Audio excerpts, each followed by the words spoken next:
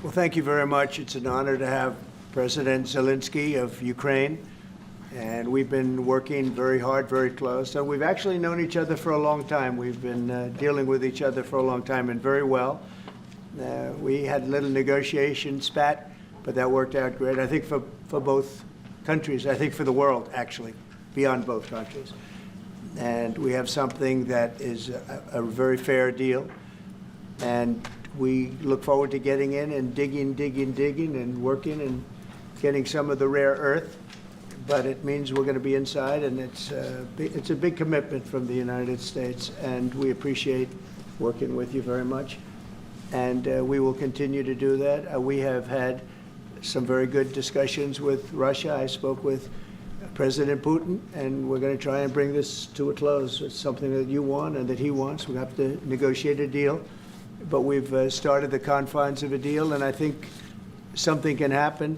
The big thing is the number of soldiers, mostly at this point, but soldiers being killed. You're losing thousands of soldiers. On both sides, we're losing a lot of soldiers, and we want to see it stop, and we want to see the money get put to different kinds of use, like rebuilding.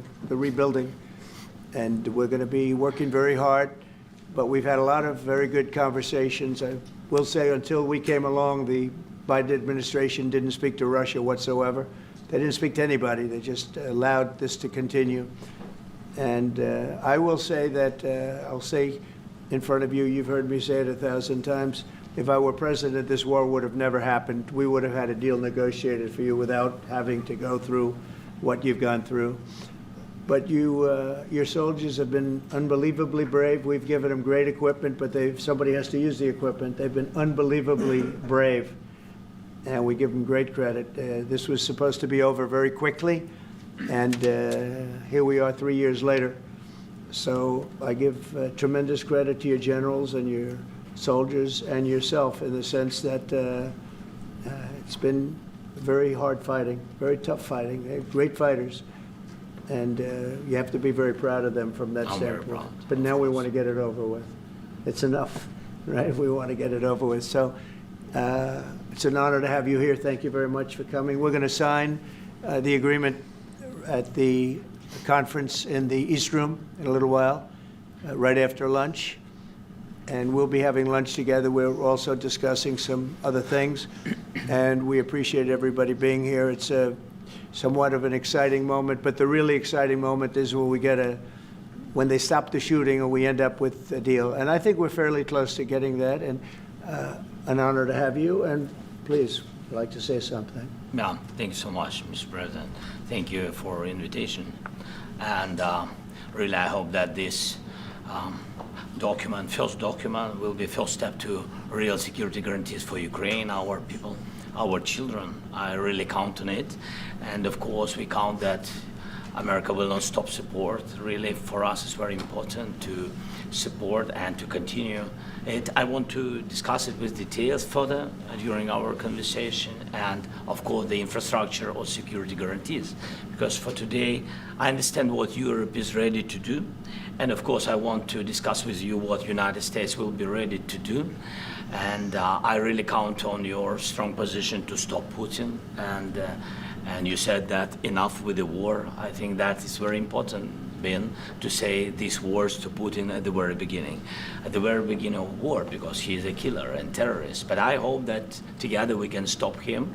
But for us, it's very important to, to save our country, our values, our freedom, and democracy, and of course, no compromises with the killer about our territories, but it will be later. And of course, what I wanted, we spoke about it by phone with you about the drones production. We have very good drones production. I think the best one in the world for today because of the war. Yes, and of course, we need very much the air defense. You have the best air defense in the world, and really you helped us under attacks of Russians, and I want to speak how we can exchange the licenses. We're open to share the licenses of all our drones with you, of course, with the United States, and we need licenses for quick production of air defense. Even after the war, we need our nation to be calm, that we are secured. So that's why we need this air shield. And of course, about this I want to speak about the contingents. I think that France and UK already spoke to you, and we know that Europe is ready, but without the United States, they will not be ready to be as strong as we need. And the last point, last not least, about exchange, about our people and children. And you know that these crazy Russians, that they stolen 20,000 of children, Ukrainian children. They changed their names, they changed their families, relatives, and now they're in Russia. We want to bring them back, and really, it's a big dream, task, and goal for me, and our warriors. By the way, Mr. President, we exchanged, released more than 4,000 warriors from Russian prison, but there are thousands more in the prison. I wanted to share with you some images, how it's. Just can I now? Yeah, please, Have I, please. One minute. Just you to understand in what circumstances, in what situation they are, and what the attitude of Russia to our prisoners. That guys, just you before and after, and you see before and after, just you to understand. Now thousands of such guys, ladies and men, there. And that, so they don't eat, they beat them, and they, so they do a lot of, bad things. So out of, even during the war, there are rules. Everybody knows there are rules during the war. So these guys, they don't have any rules. You see that, 50, 60 kilograms left, and a lot of such things. And I didn't want to show you what the changes with images of children, because I will share with you. I mean, it's looking tragic. Yep, that's tough stuff. I wanted very much to give you, and you see it. Yeah. This is pastor, by the way. They stolen pastors because it's not Russian church. They stolen pastors and moved pastors to the prison. At the end of last year, we brought 3 pastors, and we could exchange them. This is pastor, you see. Yeah, that's tough. Yeah. So I mean, this I wanted to show you, and this. So thank you very much. We want to get that ended, right? Yeah. Of course, we And will. I think we will. And We have to, of course. do you have any questions, please? When you continue to ask you about the President, Go ahead, please. Thank you, Mr. President. With the, how much money is the U.S. going to put into the fund that is being created today, and how does this provide long-term security for Ukraine? Well, we don't know exactly how much, because we're going to be putting some money in a fund that we're going to get from the raw earth that we're going to be taking and sharing in terms of revenue. So it's going to be a lot of money will be made from the sale and from the use of raw earth. And as you know, our country doesn't have much raw earth. We have a lot of oil and gas, but we don't have a lot of the raw earth. And what we do have is protected by the environmentalists, but that can be unprotected. But still, it's not very much. They have among the best in the world in terms of raw earth. So we're going to be using that, using it for all of the things we do, including AI and including weapons and the military, and it's really going to very much satisfy our needs. So it's something that just worked out really well. We have a lot of oil, and we have a lot of gas, but we don't have raw earth. So this has just about every component of the raw earth that we need for computers, for all of the things we do.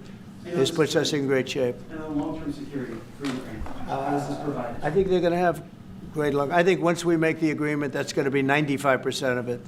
They're not going to go back to fighting. I've spoken with President Putin, and I feel very strong. I've known him for a long time, and I feel very strongly that they're very serious about it, and we'll make a deal. And when the deal is made, I don't think we talk about security. Everyone's talking about the other day, all they talked about was security. I said, let me make the deal first.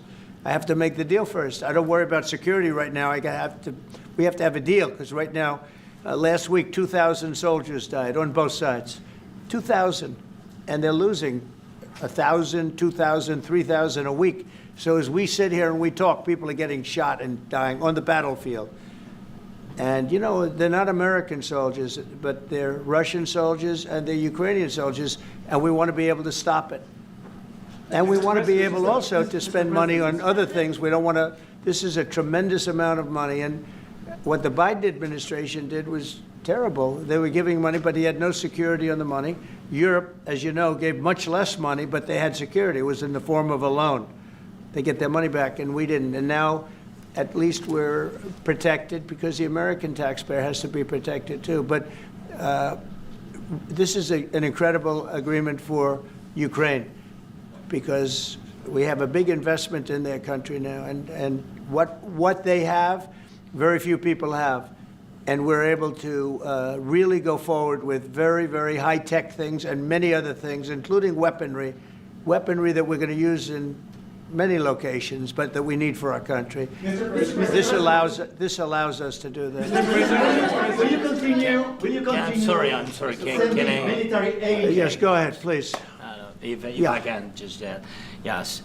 In the document, there is one of the very important points. If we speak about business and investment, we never had LNG terminals in Ukraine. This document will open. I mean, the next documents, but anyway, here we see in the framework, we see a really goodwill for this. LNG terminals for us is very important, and I think for security of European continent. We have the biggest storage, gas storage. We have the biggest in Europe. Yes, and we can use it for LNG, use it for LNG, and we will do it. And really, we can help Europe because Europe really helped. President Trump said that they made less support, but they have our friends and they are our very supportive partners. They really gave a lot, Mr. President. They did. Really, they did. They gave a lot, but they gave much less. No. Much less. No. No. Don't argue with me. No. Okay. Okay.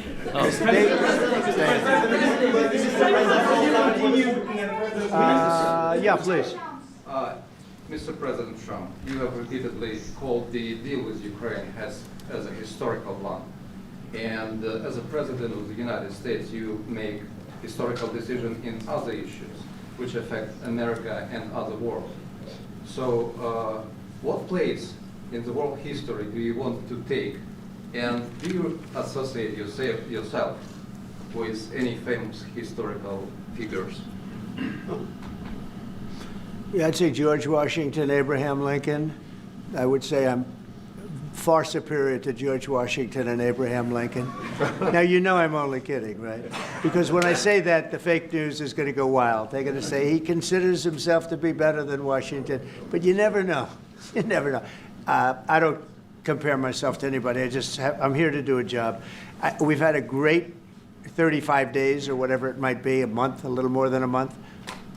We've accomplished tremendous amounts. Not only this would be a very great achievement if we could get the war stopped and get them back to normalization. I think that's going to happen. We've had very good talks on both sides, as you know. But I think we've done a very good job, just generally. If you look at all of the things we've done in 30 days, they're saying there's never been a opening for a president. The first month, there's never been a first month like we've had. And this is one of the very important things. This, to me, is one of the most important things because we have tremendous death taking place as we speak, and I don't want to have that. You know, think of the parents, whether they're in Russia or Ukraine, think of the parents of all these people being killed needlessly. They came to our territory. Should have never started. This would have, if I were president, this would have never started. Mr. President, will you continue sending military aid to Ukraine after the U.S. signs this agreement with Ukraine? Yeah, we're going to be continuing. To President Zelenskyy, do you feel like the U.S. is on your side, that President Trump is on your side at this moment? What do you think? He wants to know, do you think that, sort of a stupid question, because I guess we wouldn't be here if I wasn't. You know? But I think that the United States on our side from the very beginning of occupation, and I think that President Trump on our side, and of course, I'm sure that the United States President will not stop support. This is crucial for us. It's important for us. Yes. And Putin, President speaks about the people and the soldiers which are dying, but they came to our territory, they came to our land. They began this war, and they have to stop. And I think this is the question, was really the most important question. Can President Trump, I hope yes, with some other allies, to stop Putin, withdraw these enemies, our enemy, withdraw these troops from our land? And I think that you asked about the history, I think that if President, or when, he will stop Putin, if President Trump will bring peace to our country, I think he will be on this wall. We've had very, very good talks. Mr. President, what about military aid to Ukraine? President Zelenskyy just said that there'd be no compromises with Vladimir Putin. I just wanted to ask both of you. Firstly, are there compromises that you think that President Zelenskyy is going to have to make? And President Zelenskyy, is there anything that you may be able to offer or bring to the table? For example, elections. Thank you. I think you're going to have to always make compromises. You can't do any deals without compromises. So certainly he's going to have to make some compromises, but hopefully they won't be as big as some people think you're going to have to make. That's all. It's all we can do. I'm here as an arbitrator, as a mediator to a certain extent between two parties that have been very hostile. To put it mildly, they've been very hostile. There's been a vicious war. There's been a vicious war. You know, it's a very level battlefield, and those bullets go out, and as I've said many times, we were talking about it with Pete, many times the only thing stopping those bullets is a human body. And in the case we're talking about, generally young human bodies are stopping a lot of bullets. It's dead level. That's why it's great farmland. It's great land. It's great farmland, but there's very little protection against the bullets that are being, and other things that are being shot. So all I can do is see if I can get everybody at the table and get an agreement. And I think we're going to end up with an agreement. Otherwise, I wouldn't probably be even here today. Mr.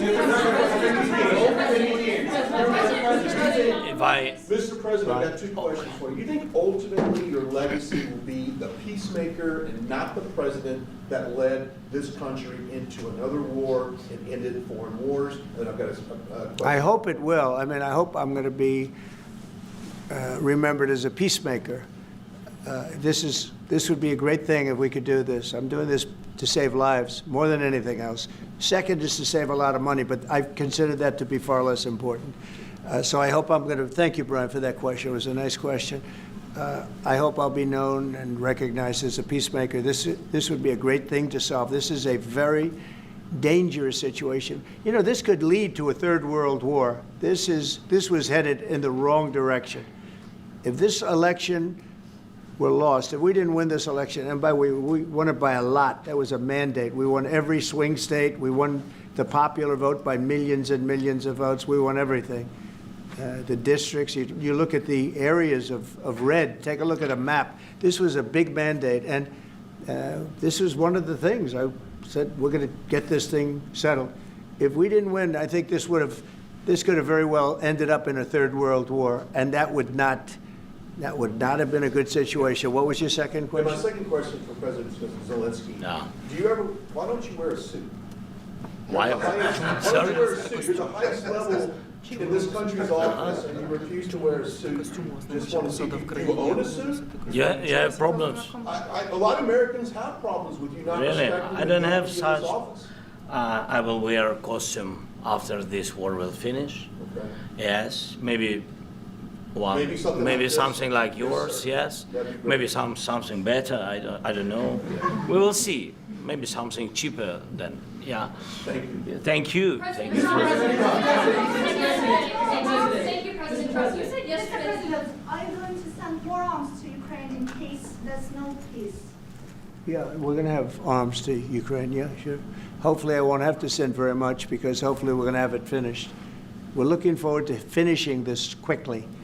We're not looking forward to sending a lot of arms. We're looking forward to getting the war finished so we can do other things. But we very much appreciate the agreement, because we needed what they had, and we're treating, you know, our country is now treated fairly. Biden didn't do that. He didn't know what the hell he was doing. This should have never happened. This should have never started. But, you know, sure, the answer is yes, but hopefully we won't have to send much, because I'm looking forward to getting it done quickly, very quickly. Does that mean you'll provide security guarantees, Mr. President?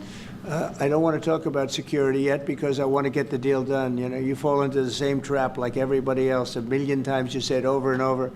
I want to get the deal done. Security is so easy. That's about 2% of the problem. I'm not worried about security. I'm worried about getting the deal done.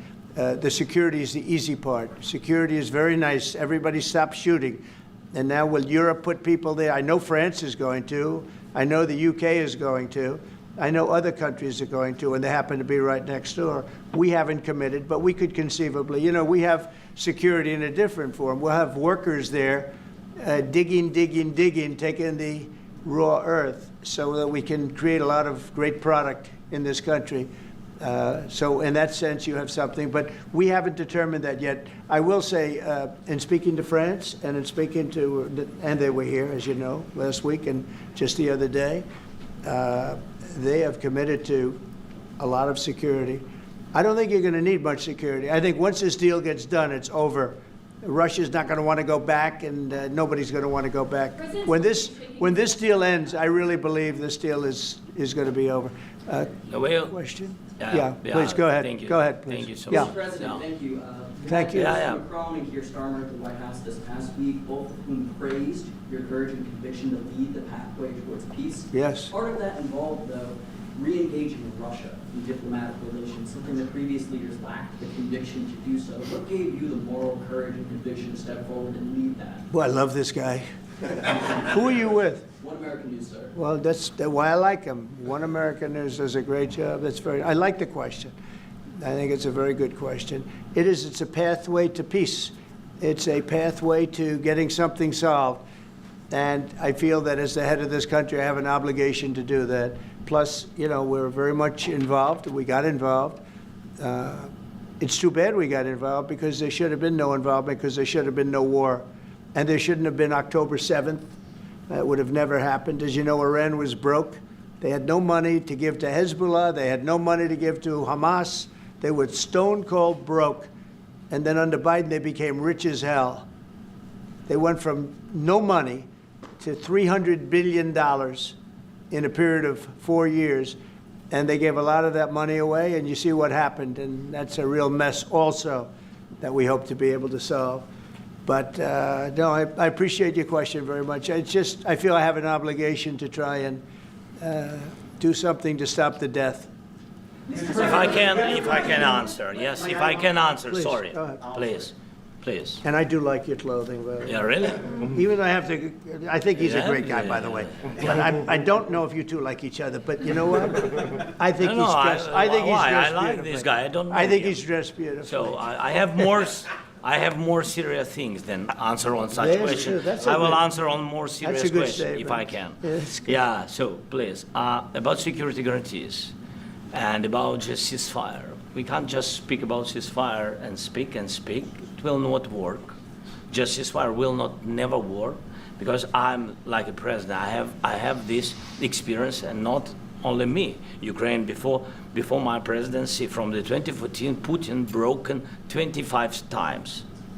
25 times he broken his own signature. 25 times he broken ceasefire. But he never broke to me. He never broke to me. No, you were the president. He You never were the broke- president he during. never broke to me. In 2016, you've been the president, Mr. President. You've been the president, but he had, of course, not with you, but he had during those period. He had conversations with our side, and we had Normandy format. You know, the France, Germany, Ukraine, and Russia, and he broken 25 times. That's why we will never accept just ceasefire. It will not work without security guarantees. Security guarantees, maybe President is right about this document and other, but this document is not enough. Strong army is enough, because his soldiers afraid, Putin's soldiers afraid of our soldiers when we're strong enough. If we are not strong enough, if we are empty, if our storage is empty, we can't defend our land.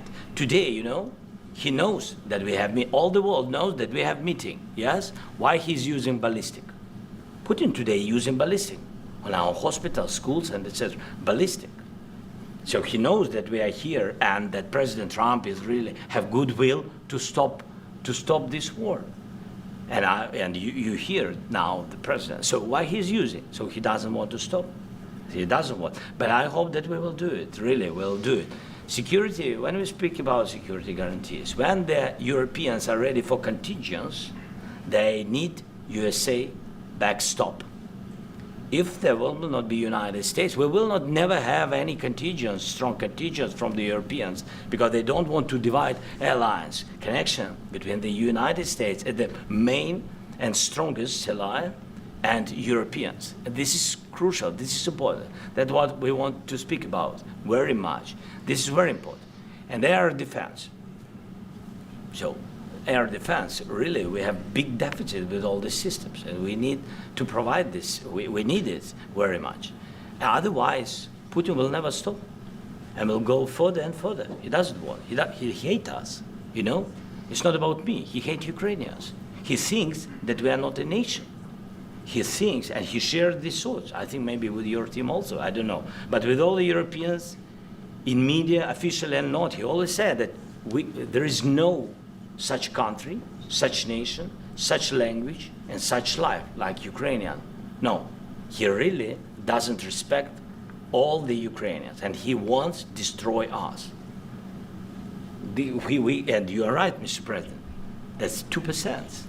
This document, maybe other documents, it's a very good start, very good, but it will not enough to stop this person.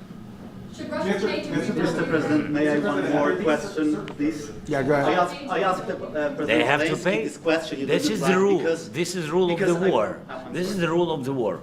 During all the centuries, all the history, this is the rule of the war. Who began, those pay. Do you agree This with is the rule. Putin began this war. He has to pay all money for innovation. He has to pay.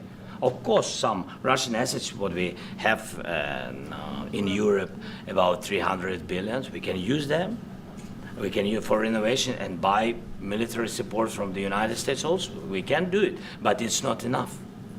It's not enough. President, I asked this question that you didn't like because I wanted to know. Go ahead, please. Wait 1 second. I asked this question that you didn't like because I wanted to know if you want to position yourself in the middle between Russia and Yes, Ukraine, I or do. on the Ukraine side. No, I'm in the middle. I want to solve this thing. I'm for both. I want to get it solved.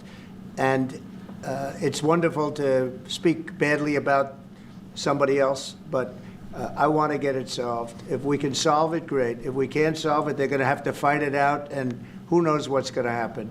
But I want to see it get solved. May I follow up? One more question about U.S. troops in Europe. After Russian invasion of Ukraine, your predecessor sent additional troops to Eastern Europe, including Poland, my country. Yeah? Are you committed to keeping these troops on the eastern flank of NATO in the future? I'm very committed to Poland.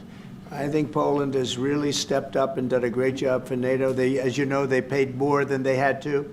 They are one of the finest groups of people I've ever known.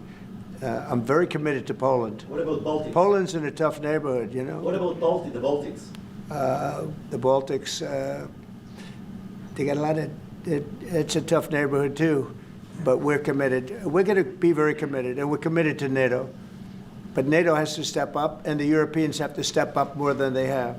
And I want to see them equalize, because they are in for far less than we're in, and they should be at least equal. You understand that? Why is the United States, we have an ocean in between, why is the United States in for so much more money and other things as Europe? With that being said, and as you said, they've also been obviously very helpful, but we have put in far more than they have, and I think they should equalize. Mr. President, Yeah, please, go I ahead. ask you about the agreement again today. What changed between the first time that Secretary Bessent gave President Zelenskyy the agreement and today for the signing? We made a deal. So What was the I'm was there a just- deciding factor? Or was there- I'm a business person. We made a deal. That's what changed. A lot of the general- I didn't think we were going to make a deal, and We ended up making the deal, so that changed. You Mr. know? President, what and how do you envision a trilateral summit with President Zelenskyy and Putin? I don't know, but it's, well, they don't like each other, I can tell you that, okay? They do not like each other. This is not a love match, and it's unfortunate. That's why you're in this situation. The United States should not have allowed this to happen, okay? The United States, run by a man that didn't know much, I'm going to be very nice, run by an incompetent person, very incompetent person, should never have allowed this to happen. I've stopped wars. I've stopped many wars. My people will tell you, I stopped wars that nobody ever heard about. I stopped wars before they ever started. You can look at some of, I could give you a lot of nations that would tell you right now they were probably going to war. I could tell you right now there's a nation thinking about going to war on something that nobody in this room has ever even heard about. Two smaller nations, but big, still big. And I think I've stopped it. But this should have never happened. Mr. President, About sorry, just a second. About any negotiations. First of all, I want really to tell you, and I think that everybody understands that Ukraine, more than Ukrainians, nobody wants to stop this war. But at the future, any negotiations, it's understandable that two sides of the war, not Russia and the United States, because this is not the war between Russia and the United States. This is a war of Russia against Ukraine and Ukrainian people. So these two sides will be at the anyway will be at the negotiation table. Then of course United States, like the strongest partner of the Ukraine, and of course Europe. I think Europe is very important. I want to speak about it with the president. Yes, Europe is very important for us because we really defend Europe for today. All Europeans really recognize that we are defending the line, and they have real life, and our people are dying. That's why they helped us. And also, it's about the NATO. Yes, between, like the president said, you have big, nice ocean. Yes, between us. But if we will not stay, Russia will go further to Baltics and to Poland, by the way. But first to the Baltics. It's understandable for them because they've been in the USSR. You know, they've been one of the republics of the USSR, and Putin wants to bring them back to his empire. It's a fact. And when he will go there, if we will not stay, you will fight. Your American soldiers, it doesn't matter, do you have ocean or not, your soldiers will fight. Mr. President, would you be willing to visit Ukraine, maybe Kyiv or Odessa, which is going to be a 30-year-old Black Sea? It was my question. Yeah. Sorry. I don't want to talk about Odessa now. Let's not talk about Odessa. I want to talk about making a deal, getting peace. We don't have to talk about Odessa, but a lot of cities have been destroyed. There are a lot of cities that are not recognizable. There's not a building standing. No, and a lot of things have Mr. President, you have to come and to look. No. We have very good cities. Yes, a lot of things have been destroyed, but mostly cities alive, and people work, and children go to school. Sometimes it's very difficult. Sometimes closer to front line, children have to go to underground schools or online, but we live. Ukraine is fighting, and Ukraine lives. This is very important. And maybe it's Putin is sharing this information that he destroyed us. No, he lost 700,000 people, 700,000 soldiers. He lost everything. Yes. So. Mr. President, Mr. when did you President, last speak one more. with I mentioned Mr. Poland. President, thank you. Please, Mr. go ahead. President, when did you last speak with President Putin, and what did he say that? A couple of days ago. And what did he tell you that gave you the assurance that he wanted peace? Well, that's what I do. My whole life is deals. I know pretty good. And I've known him for a long time. I've dealt with him for a long time. He had to suffer through the Russia hoax. You know, Russia was a hoax. It was all Biden. It was nothing to do with him. So he had to suffer through that, and he was able to do that. I think that he wants to make a deal, and he'd like to see it end. That's all I do. That's what I do. My whole life, that's what I do is make deals. And I'm in the middle of a mess because this is a real mess. It's a very dangerous one. If this doesn't get solved now, it's not going to get solved for a long time. So I hope we're going to get it solved. In the back, please. Thank you, Mr. President. Prime Minister Starmer claimed repeatedly that his government believes in free speech and was not engaged in censorship. But his country's government arrests people for memes and thought crimes, and even more worrisome is pressuring American companies to censor Americans on its behalf.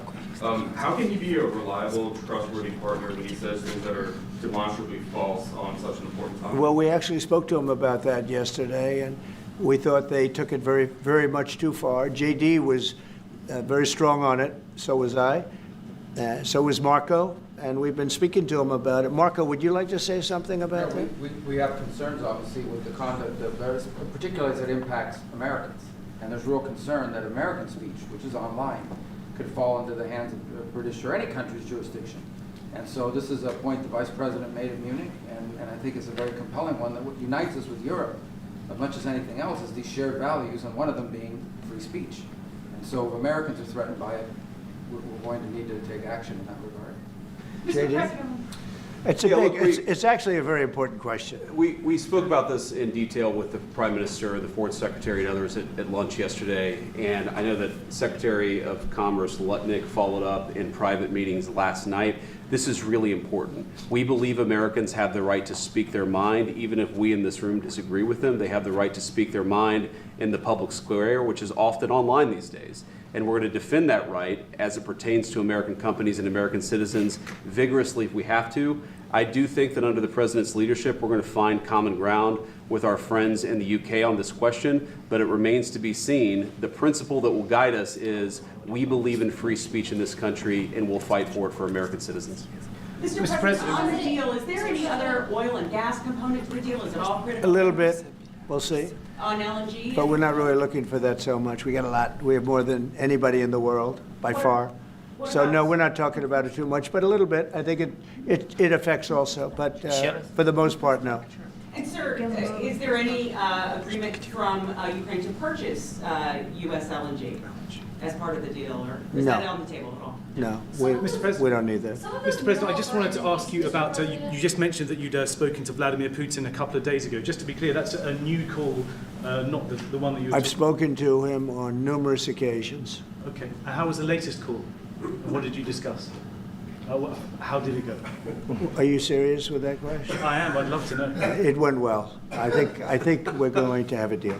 On the minerals deal, Mr. President, some of those minerals are in the east of Ukraine, not far from the front lines, and in areas that Russia... A very good question. Thank you so much. Will you direct President Putin to withdraw his forces from those areas if there's U.S. interest? Well, we'll take a look at the time. We have a lot of area. It's a very big area we're talking about, so we'll take a look. I'll study that and I'll see. And who would protect those minerals if they are U.S. interests? Would that be Ukrainian They'll be forces, protected. European The agreement will forces? protect them. US The forces? agreement, yeah, we're signing an agreement. You know? Right, but what if Russia tries to invade or orders Russian aggression in those spots? I just told you, I don't think that's going to happen. And if that were going to happen, I wouldn't make a deal. If I thought that was going to happen, I wouldn't make a deal. Some people may wonder why... You know, they ought to focus on CNN on survival, not asking me these ridiculous questions. Right. Focus on surviving, because CNN's got such low ratings, I don't think they're going to survive. Let's go. Yeah, please, go ahead. One more. Since I already mentioned Poland. Poland was under Russian control for decades after the Second World War. When I was a kid, I looked at the United States not only as a most powerful country, richest country in the world, the country that has great music, great movies, great muscle cars, but also as a force for good. And now I'm talking with my friends in Poland, and they are worried that you align yourself too much with Putin. What's your message for them? Well, if I didn't align myself with both of them, you'd never have a deal. You want me to say really terrible things about Putin and then say, "Hi, Vladimir, how are we doing on the deal?" That doesn't work that way. I'm not aligned with Putin. I'm not aligned with anybody. I'm aligned with the United States of America. And for the good of the world, I'm aligned with the world. And I want to get this thing over with. You see the hatred he's got for Putin. It's very tough for me to make a deal with that kind of hate. He's got tremendous hatred. And I understand that, but I can tell you the other side isn't exactly in love with, him either. So it's not a question of alignment. I'm aligned with the world. I want to get the thing set. I'm aligned with Europe. I want to see if we can get this thing done. You want me to be tough? I could be tougher than any human being you've ever seen. I'd be so tough. But you're never going to get a deal that way. So that's the way it goes. All right, one more question. Yeah, please. Hey, I want to respond to this. So look, for 4 years in the United States of America, we had a president who stood up at press conferences and talked tough about Vladimir Putin, and then Putin invaded Ukraine and destroyed a significant chunk of the country. The path to peace and the path to prosperity is maybe engaging in diplomacy. We tried the pathway of Joe Biden, of thumping our chest and pretending that the President of the United States' words mattered more than the President of the United States' actions. What makes America a good country is America engaging in diplomacy. That's what President Trump is doing. Can I ask you?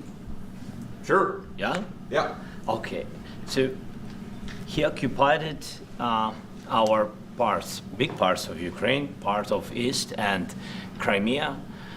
So he occupied it on 2014. So during a lot of years, so I'm not speaking about just Biden, but those time was Obama, then President Obama, then President Trump, then President Biden, now the President Trump, and God bless, now President Trump will stop him. But during 2014, nobody stopped him. He just occupied and took. He killed people. You know what the contact line? 2015. 2014. 2014 is Well, 2014. Yeah. So I was, he killed, I was not here. Yeah, but That's exactly but, right. Yes, but during 2014 till 2022, yeah, the situation the same. The people have been dying on the contact line. Nobody stopped him. You know that we had conversations with him, a lot of conversation, my bilateral conversation, and we signed with him, me, like a new president. In 2019, I signed with him the deal. I signed with him, Macron and Merkel, we signed ceasefire. Ceasefire, all of them told me that he will never go. We signed him with gas contract, yes, but after that, he broken this ceasefire. He killed our people and he didn't exchange prisoners. We signed the exchange of prisoners, but he didn't do it. What kind of diplomacy, JD, you are speaking about? What do you mean? I'm talking about the kind of diplomacy that's going to end the destruction of your country. Yes, but if you are not strong... Mr. President, with respect, I think it's disrespectful for you to come into the Oval Office and try to litigate this in front of the American media. Right now, you guys are going around and forcing conscripts to the front lines because you have manpower problems. You should be thanking the President for trying to bring an end to this conflict. Have you ever been to Ukraine that you say what problems we have?